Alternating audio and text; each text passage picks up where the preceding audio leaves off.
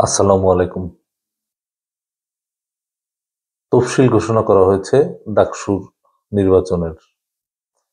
৬ বছর আগে ঢাকা বিশ্ববিদ্যালয়ে যে নির্বাচনটি হয়েছিল, সেই নির্বাচনে আ কারচুপি তো হয়েছে। বর্তমানে এই যে জাতীয় নির্বাচন সামনে আসছে, আ আমরা একটা সংস্কার প্রক্রিয়ার মধ্যে দিয়ে যাচ্ছি। তার মধ্যে আরো কিছু পরিবর্তন ৫ তারিখের পরে আমরা হয়েছে বলে মনে করি। সেটা হচ্ছে ২ টি আলাদা মেরুকরণ, একটা আওয়ামী লীগ কেন্দ্রিক এবং আ বাংলাদেশ জাতীয়তাবাদী দল বিএনপি কেন্দ্রিক যে মেরুকরণ, সেই মেরুকরণ ভেঙে গিয়ে আমরা মনে করি যে এখন যেহেতু আওয়ামী লীগ ওই অর্থে মাঠে নাই, তাহলে একটি জামায়াত ইসলামী কেন্দ্রিক একটি মেরুকরণ এবং আরেকটি হচ্ছে গিয়ে বাংলাদেশ জাতীয়তাবাদী দল। কিন্তু ডাকসুর ক্ষেত্রে একটা ভিন্ন বিষয় অবশ্যই আছে, সেটা হচ্ছে গিয়ে বাম ছাত্র সংগঠনগুলি। আ এইবারের বাম ছাত্র সংগঠনগুলি অত্যন্ত অপ্রত্যাশিত ভালো ফলাফল করতে পারে। কারণ আওয়ামী লীগ তার যে ছাত্রলীগ তাদের যে সংগঠন, সেই ছাত্রলীগ তো প্রকাশ্যে কাকে ভোট দেবে? তো তাদের তো আ বি টিম যেগুলি আছে সেগুলি তো আসলে বাম ছাত্র ইউনিয়ন এবং তারা সারা দেশে যতটা তৎপর থাকে তার থেকে অনেক বেশি তৎপর থাকে বিশ্ববিদ্যালয়ে গুলোতে সাংগঠনিকভাবে। এমনিতে হয়তো জনসমর্থনের দিক দিয়ে তারা কখনোই অনেক ভালো আম এমন কিছু করতে পারত না যে ঢাকা বিশ্ববিদ্যালয়ের কোথাও তারা নির্বাচিত হবে, এমন কিছু আমার তো মনে হয় না। কিন্তু এখন এই প্রেক্ষাপটটা সামান্য ভিন্ন। তো সেটা একটা দেখার বিষয়। এই আলোচনাটা করব, কিন্তু তার আগে একটা ব্যাপার বলে নেয়া যায়, সেটা হচ্ছে শিবির। শিবির প্রকাশ্যে ঢাকা বিশ্ববিদ্যালয় অর্থে এইবারই ১ম যে তারা প্রকাশ্যে কমিটি ঘোষণা করলো। বিভিন্ন হলের কমিটির কথা তারা বলছে এবং এখন একটা নির্বাচন তারা ফেস করবে। এটা আ বাংলাদেশ ইসলামী ছাত্র শিবিরের জন্য একদমই ঢাকা বিশ্ববিদ্যালয়ের ক্ষেত্রে একদমই নতুন একটা ব্যাপার। এবং যেখানে ঢাকা বিশ্ববিদ্যালয়কে আমরা মনে করি যে সারা বাংলাদেশের যে শিক্ষিত তরুণ, সেই তরুণদের একটা মতামতের প্রতিফলন। কিন্তু এটা কি জাতীয় নির্বাচনের আ যদি আমি বলি জাতীয় নির্বাচনের যে রেশিও, যেভাবে আমরা জাতীয় নির্বাচনের ফলাফলকে গেস করব, সেটা কি এই ঢাকা বিশ্ববিদ্যালয়ের এই নির্বাচনের ফলাফল থেকে আমরা আঁচ করতে পারবো যে জাতীয় নির্বাচনে কি হবে? উম মনে হয় না।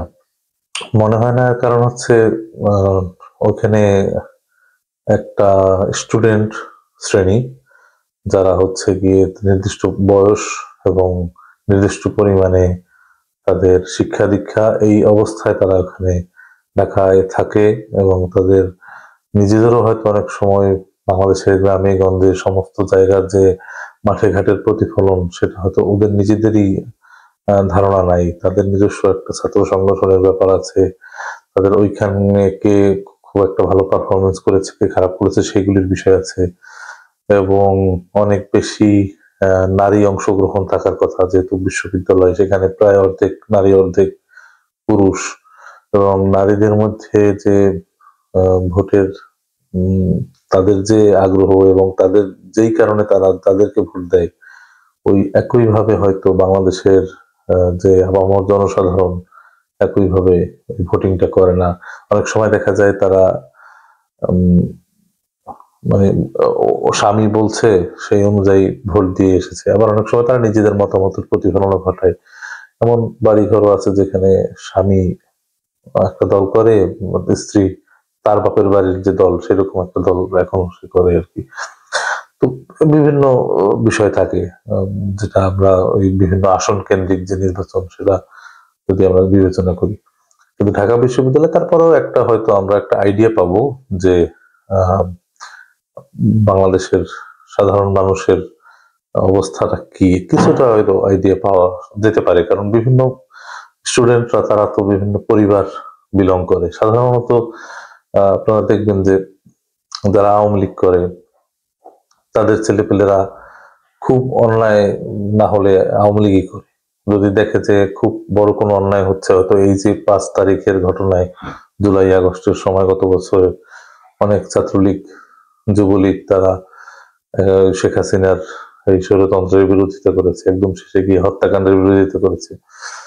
কিন্তু ন্যাচারালি যখন ইলেকশন হয় তখন আসলে আওয়ামী লীগ কি ভোট দেয়, বিএনপি কি ভোট দেয়, জামাত ইসলামে কি ভোট দেবে। এখন কিছু নিরপেক্ষ ভোটার থাকে, তাদেরকে কে টানতে পারবে সেই প্রশ্ন তো আসে।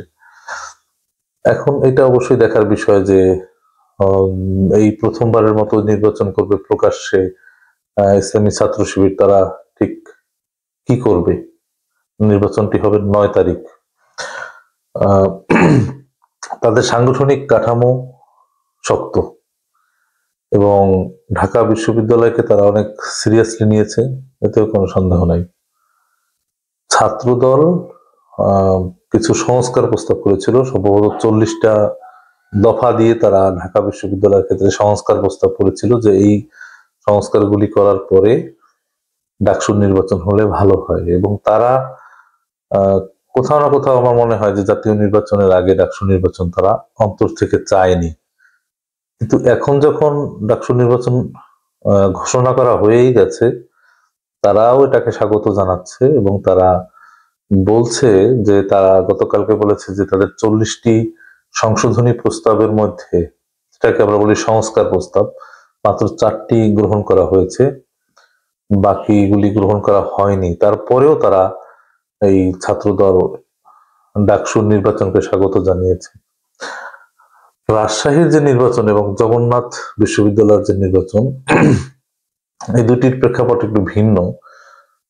তারপরেও এই দুটির ক্ষেত্রেও এই নির্বাচনগুলি হয়তো অনেক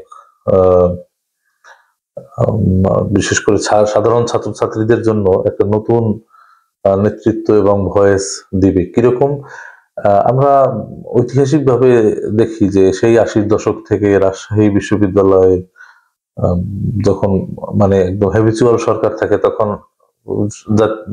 ইসলামী ছাত্র শিবিরই মোটামুটি নিয়ন্ত্রণে রাখে, চট্টগ্রামেও তাই।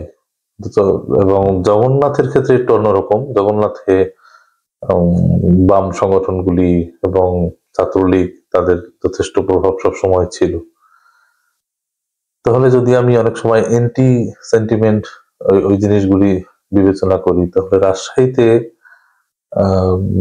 ইসলামী ছাত্র শিবিরের কিছু নেতৃত্ব হয়তো নির্বাচিত হবে, পাশাপাশি ছাত্র দলের যদি একটা বড় অংশ নেতৃত্ব নির্বাচিত হয়, অন্যান্য দলের যদি কেউ নেতা নির্বাচিত হয়, তাহলে খুব সম্ভাবনা আছে যে এই যে লেজুর ভিত্তিক দল কেন্দ্রিক যে একটা প্রভাব, সেটা কিছুটা কমে আসলেও আসতে পারে। যেমন ধরেন আপনি রাজশাহীতে যদি ভিপি হয় একটা দলের, ধরে নিচ্ছি সেটা ছাত্র শিবিরেরই হলো বা ছাত্র দলের হলো, এখন তারপরের 2টা পদ যদি আবার অন্য দলের হয়, তো ওইটা একটা কম্বিনেশন তৈরি করবে এবং জিনিসটা এমন হবে যে শুধুমাত্র একটি লেজুর ভিত্তিক দল কেন্দ্রিক যে প্রভাব বলয়, এবং তারা অনেক সময় হলে হলে তারা সিট দখল করে রাখে, সভাপতি সাহেবের একটা সিট ছাত্র একজনই থাকে সেখানে, আবার একটা আছে তারা অনেক সময় গণরুম করে রাখে, তারা অনেক সময় আড্ডার জন্য আলাদা রুম করে রাখে, আবার হলগুলোতে যে কারা উঠবে না সেগুলি নিয়ন্ত্রণ করে। তো এই সব থেকে আমরা হয়তো বের হয়ে আসতে পারবো। কিন্তু আমি আমার মেইন যে মাথা ব্যথার কথা যেটা আমার বলার চেষ্টা করছি, সেটা হচ্ছে ঢাকা বিশ্ববিদ্যালয়ে যে জনসমর্থনটা আমরা দেখব, সেখানে মানে মোটা দাগে আবার 3টা জিনিস বিবেচনা করার কথা। একটা হচ্ছে এই যে 5 তারিখের পরে নিঃসন্দেহে একটা সম্মিলিত প্রচারণা হয়েছে বিএনপির বিরুদ্ধে, এবং তাদের নামে, তাদের নাম ভাঙিয়ে এবং তাদের নেতাকর্মীরা অনেক জায়গায় চাঁদাবাজিতে যুক্ত হয়ে গেছে, এবং সেটার অত্যন্ত খারাপ একটা প্রভাব এখানে পড়তে পারে না তা না। কিন্তু পাশাপাশি এটাও দেখতে হবে যে প্রতিদ্বন্দ্বী ছাত্রলীগ কিন্তু নেই। ছাত্রলীগ যখন না থাকে তখন ঠিক কতখানি গ্যাপ থাকে ছাত্র দলের সাথে ছাত্র শিবিরের, সেটা একটা বিবেচনার বিষয়। কারণ নারী ভোটারদের মধ্যে একটা বড় অংশ সম্ভবত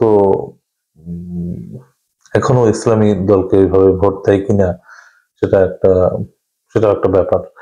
আর আর একটা কথা হচ্ছে তারা ওই খুব যে অনেক দীর্ঘদিনের ওইখানে প্রকাশ্যে সংগঠন করছে তা না, যার ফলে ঢাকা বিশ্ববিদ্যালয়ের ক্ষেত্রে ছাত্র শিবির তাদের যে নানান রকম অবদানের কথা বলতে থাকবে সেটা বরং ওদের কম, নেই বললেই চলে। ঢাকা বিশ্ববিদ্যালয়ের ক্ষেত্রে একটা বড় সময়ে দেখবেন যে বাম সংগঠনগুলির বিভিন্ন রকমের অবদান আছে, আন্দোলনের অবদান আছে, সংগ্রামের অবদান আছে। ওই অর্থে কিন্তু ডান সংগঠনগুলির খুব ভালো অবদান নাই। ছাত্র দল একটা সময় প্রভাব বিস্তারের চেষ্টা করেছে, দুইবার খালেদা জিয়া সরকারের ক্ষমতার সময়ে, এবং তখন অবশ্য ইসলামী ছাত্র শিবির কিছুটা চেষ্টা করত, বিশেষ করে 1991 থেকে 96 সালের সময়ে আমরা ছাত্র দলের সাথেও ছাত্র শিবিরের সংঘর্ষ দেখেছি। তাহলে একটা একটা মিশ্র একটা বিষয় এখানে আছে। তো আমি যদি এরকম বিষয়টা মতামত দেওয়ার চেষ্টা করি যে তাহলে জিতবে কারা, এই সমীকরণটা কিন্তু জাতীয় নির্বাচনের ক্ষেত্রেও প্রযোজ্য হবে। মানে এটা নাম্বার 2, সেটা হচ্ছে আমরা যদি দেখি যে নির্বাচনটি সত্যি সত্যি অত্যন্ত ফেয়ার এবং যেটাকে আমরা বলি ফ্রি, ফেয়ার অ্যান্ড ক্রেডিবল নির্বাচন হচ্ছে, তাহলে বুঝতে হবে যে সরকারের একটি ভালো নির্বাচন দেওয়ার হয়তো ইচ্ছে জাতীয় নির্বাচনের ক্ষেত্রেও আছে। আমরা মোটা দাগে যদি চিন্তা করি যে এই সরকার জাতীয় নির্বাচন ভালোভাবে না দিয়ে কাকে দিবে, আমার মনে হয় সরকারের মধ্যে এই যে আসিফ মাহমুদ, সজীব ভুঁইয়া, ওনার মতো আরো দু একজন উপদেষ্টা আছেন যারা নির্দিষ্ট শক্তি প্রয়োগ করার ক্ষেত্রে তাদের কোনো ত্রুটি তারা করবেন না, তারা চেষ্টা করবেন নির্বাচনকে প্রভাবিত করতে, কিন্তু বেশিরভাগ সদস্যই চেষ্টাটা করবেন না আমার তাই ধারণা, এবং কিছু উপদেষ্টা তো করতেই পারেন। এখন এটা এই যে এখনো হয়তো তারা করবেন, এটা জাতীয় নির্বাচনে কতখানি প্রভাব ফেলতে পারে সেটারও একটা ধারণা আমরা পেতে পারবো। তবে ওভারঅল এই ঢাকা বিশ্ববিদ্যালয়, রাজশাহী এবং জগন্নাথের যে নির্বাচন, সেই নির্বাচনটা হবে নিরপেক্ষ, কোনো সন্দেহ নাই, কিন্তু শান্তিপূর্ণ হবে কিনা এটা নিয়ে আমার সন্দেহ আছে, বিশেষ করে রাজশাহীর ক্ষেত্রে। ঢাকায় সম্ভবত শান্তিপূর্ণভাবে নির্বাচনটা হয়ে যাওয়ার কথা, রাজশাহীতেও আমরা আশা করি যে শান্তিপূর্ণ হোক। এখন ঢাকা, রাজশাহী আর জগন্নাথে তো বেশিরভাগই আবাসিক একটা এরিয়া, তারপরেও ওই 5 তারিখের পরে সেখানে বেশ কয়েকটা মবের ঘটনা ঘটেছে, যেটা যেভাবেই হোক সেখানে কিছু এই মব খুবই অশান্তিপূর্ণ মব ছিল, সেটা যে পক্ষেই থাকেন না কেন সেখানে অশান্তি হতে পারে। তারপরেও যদি আমরা নির্বাচনটা ফেয়ার হয়, যে মানুষ যে ভোট দিবে সেটা যদি কাউন্ট হয়, স্টুডেন্টদের যে যোগ্য প্রতিনিধি তারা নির্বাচন করতে চাইবে সেটা যদি কাউন্ট হয়, তাহলে রেজাল্টটা কি হবে সেটা একটা বিবেচনার বিষয়। সেক্ষেত্রে আমি মনে করি যে সব থেকে ভালো সম্ভাবনা এবারে তৈরি করতে পারে বাম সংগঠনগুলা। ন্যাচারালি হয়তো একজনও হতে পারতো কিনা, বা একজন দুইজনের বেশি হতে পারতো কিনা আমার সন্দেহ। কিন্তু এইবারে যদি তারা মানে যারা মনে মনেও ছাত্রলীগ বা আওয়ামী লীগ যারা সামনে আসতে পারবে না, তারা যদি একটা সংগঠনকে টার্গেট করে ভোট দেয় এবং তাদের প্যানেলকে ভোট দেয়, তাহলে কিছু লোক তারা বের করে নিয়ে আসতে পারে। শিবিরের ক্ষেত্রে হবে এটা একটা বড় চ্যালেঞ্জ, যে তারা যদি এই যে 5 তারিখের পরে থেকে যে হম্বিতম্বি সারা বাংলাদেশে তারা একদম প্রায় সমান সমান হয়ে গেছে, তাদের এত বেশি জনসমর্থন বেড়ে গেছে, তারা বলছে যে বিশেষ করে জামায়াত ইসলামীর যে তারা বাংলাদেশ জাতীয়তাবাদী দলের সংগঠনের বিরাট একটা সমর্থন তাদের দিকে চলে গেছে, এরকম তারা একটা প্রচারণার মধ্যে আছে, চাঁদাবাজি করছে বিএনপি, তারা কম করছে, যার ফলে বিশাল একটা অংশ তাদের দিকে ঝুঁকে গেছে, এরকম তাদের মনে হয়। এই যে মনে হওয়া, সেই মনে হওয়াটা তারা প্রচারও করেছে। এখন যদি এই নির্বাচনে, 3টি নির্বাচনে তাদের ফলাফল হতাশাজনক হয়, মানে শিবিরের, সেটা ওই প্রচারণাকে বাধাগ্রস্ত করবে, এবং তাদের ওই প্রচারণাটা যে আহ, একটা বাগাড়ম্বর এরকম মনে হবে। তারা যদি ভালো করতে পারে, তাহলে তাদের ওই প্রচারণাটার সপক্ষে একটা শক্ত যুক্তি তৈরি হবে। তো এই জন্য এটা খুবই গুরুত্বপূর্ণ, কারণ আমরা যে রাজনীতির যে মেরুকরণটা চিন্তা করছি, যে বিএনপির সাথে অন্যান্য ইসলামী দলগুলির একটা আলাদা পলিটিক্যাল অপোনেন্ট হয়ে গেছে, এবং তারা একটা শক্ত প্রতিদ্বন্দ্বিতা করে তুলতে পারবে, তাহলে বোধহয় এটা খুবই জরুরি যে এই নির্বাচনে বাংলাদেশ ইসলামী ছাত্র শিবির ঠিক কি রেজাল্ট করে। ছাত্রদলের জন্য একটা আরো বড় চ্যালেঞ্জ। ছাত্রদল ওইখানে তারা ছাত্রদলকে আমরা ঢাকা বিশ্ববিদ্যালয়ে এই 5 তারিখের পরে তেমন কোনো অন্যায় বা সন্ত্রাস করতে দেখিনি, বরং তাদেরই একজন, তাদের কমিটিরই একজনকে হত্যা করা হলো। তারপরেও তারা কিছুদিন আন্দোলন করে খুব বেশি কিছু করেনি আসলে, এবং একজন ভিসির পদত্যাগকে কেন্দ্র করেও তারা আন্দোলনের মাঠ থেকে প্রায় সরেই গেছে। তাহলে ছাত্র দলকে ওখানে তাদের সমর্থন প্রমাণ করতে হবে যে তারা ছাত্রলীগ নয়, তারা যে ছাত্রলীগের মতো নয়, এবং তারা যদি এখানে ক্ষমতায় আসেও, ডাকসুতে বেশিরভাগ প্যানেলে তারা যদি নির্বাচিত হয়ও, এবং সরকার পরিবর্তনের পরে যদি বাংলাদেশ জাতীয়তাবাদী দল ক্ষমতায় আসে, তাহলেও একই রকম ত্রাস সৃষ্টি হবে না, সেইটা তাদেরকে নিশ্চয়তা দিতে হবে। যদি ওই নিশ্চয়তা তারা দিতে পারে, আমি ছাত্র দলের কমিটির অনেকের সাক্ষাৎকার দেখেছি, বিভিন্ন সময় তাদের চেহারা দেখেছি, এটা খুব ভালো যে একদম নেতৃত্বস্থানীয় 2-1 একটু মানে বয়স্ক বা এক্সপিরিয়েন্স পলিটিশিয়ান হয়তো বিভিন্ন কারণে আছে, কিন্তু এক ঝাঁক মেধাবী তরুণ ছাত্র দলেও আছে, তারা কমিটির বিভিন্ন পদে আছে, এবং তারা খুব সুন্দর করে কথা বলে, এবং তাদের যে শিবিরের ছেলেপিলেরা তো এমনি তো তারা একটু মানে পড়াশোনা করে বলে দাবি করে। ছাত্র দলেরও আমি দেখলাম যে এখন অনেক মেধাবী এবং যোগ্য নেতৃত্ব সামনে আসছে, সেটা অনেক আশার কথা। কিন্তু শেষ বিচারে ঢাকা বিশ্ববিদ্যালয়ের ভিসি উনি যদি নিরপেক্ষ থাকেন, এবং ডাকসুর যে ভিপি হবেন সেটা কোন দলের হবেন, সেটা খুব জরুরি একটা বিষয়। এনসিপি কেমন করবে? এনসিপি, আমার মনে হয় এনসিপি যে তাদের সব থেকে বড় ক্ষতিটা হবে এনসিপির ঢাকা বিশ্ববিদ্যালয়ের এই নির্বাচনের ক্ষেত্রে, এবং সেটা ইলেকশনের পরে বোঝা যাবে। তাদের আলাদা একটা সমর্থক বেস বাংলাদেশের কোন বিশ্ববিদ্যালয় নেই। সমর্থক আছে, সমর্থককে আমরা বলতে পারি সমর্থক গুচ্ছ, কারণ স্বাভাবিকভাবেই তারা তো অনেকদিন ধরে পলিটিক্যালি কাজ করে নাই, তারা কাজ করেছে এন্টি হাসিনা মুভমেন্টে, তাও অন্য একটা ইস্যুতে, তো কোটা নিয়ে। এখন কোটার ব্যাপারটায় বাংলাদেশের বেশিরভাগ মানুষ একমত ছিল, শেখ হাসিনা যে স্বৈরাচার, তাকে নামানো দরকার, সেই ব্যাপারেও বাংলাদেশের বেশিরভাগ মানুষ একমত ছিল। তাহলে ইস্যু এখানে নেগেটিভ, মানে আপনি শেখ হাসিনার বিরুদ্ধে হিসেবে মানুষ তাদেরকে সমর্থন দিয়েছিল, কোটার ব্যাপারে তাদেরকে সমর্থন দিয়েছিল।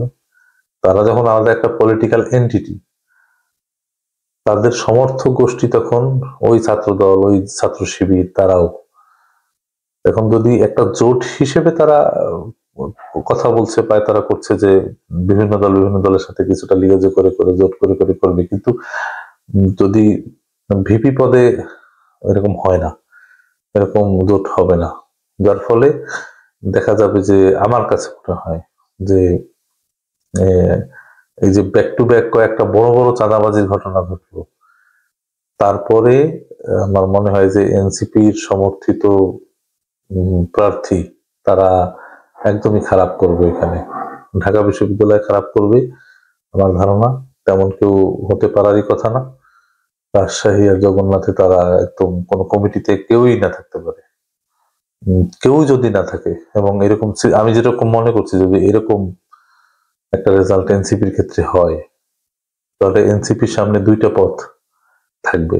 সেটা হচ্ছে এই যে দেশ নিয়ন্ত্রণ করার যে বাগাড়ম্বর তারা করছে 5 তারিখের পরে থেকে, সেইটার ক্ষেত্রে তাদের টনক নড়বে। তারা বুঝতে পারবে যে আসলে আমরা একটি আন্দোলনের নেতৃত্ব দিয়েছিলাম, সেটার প্রেক্ষাপট একরকম ছিল, এখন আমরা একটা রাজনৈতিক দল করছি, আমাদের প্রেক্ষাপট ভিন্ন।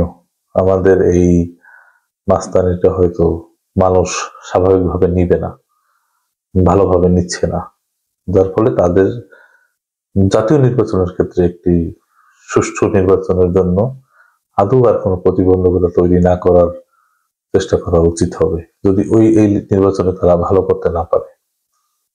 আর যদি ভালো করতে পারে সেটা সেটা সম্ভাবনা নাই, তারপরেও যদি ভালো করতে পারে তাহলে তো বোঝা গেল যে এনসিপি এত কম সময়ের মধ্যে বিরাট জনসমর্থন আদায় করে নিয়েছে এবং তারা সত্যি সত্যি একটা ভালো প্রতিদ্বন্দ্বী দল হিসেবে জাতীয় নির্বাচনেও প্রতিদ্বন্দ্বিতা করতে যাচ্ছে। কিন্তু সেরকম কি হওয়ার সম্ভাবনা আছে কি? আজকের জন্য এটুকুই। ভিডিওটি সম্পূর্ণ শোনার জন্য আপনাদেরকে ধন্যবাদ। আসসালামু আলাইকুম।